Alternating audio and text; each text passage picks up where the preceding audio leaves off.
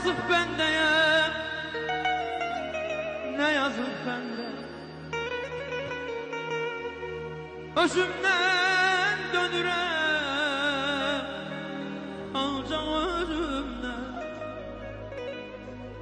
O necə düşməndi, o necə düşmən. Ona qələbəmdə qəmlənirəm mən. Ne yazık bendeye, ne yazık bende. Özümden dönürəm, ancaq özümden. O necə düşməndi, o necə düşmən. Ona qələbəmdə qəmlənirəm mən.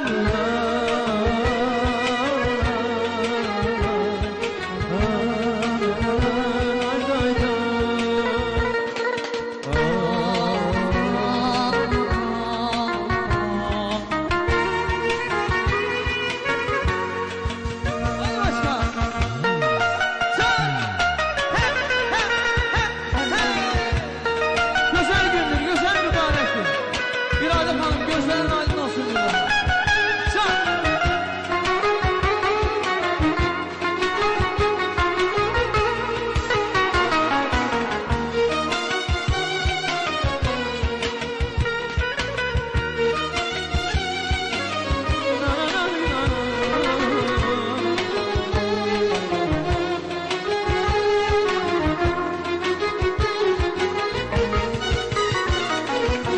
Heç kəs özüm kimi görəməz məni. Hara çəkirsiniz, hara siz məni. Dərdə devamıdır bu təsəllilə.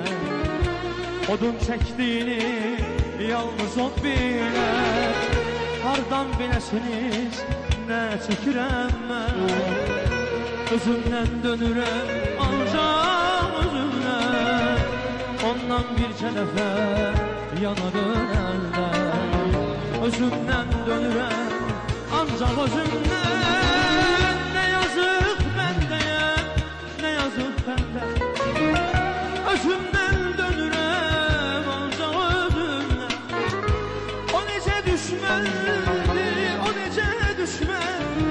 Ona qələbəmdə qəmlənirəm mən. Ne yazık bendeye, ne yazık bende. Özümden dönürəm, ancaq özümdən. O necə düşməndi, o necə düşmən.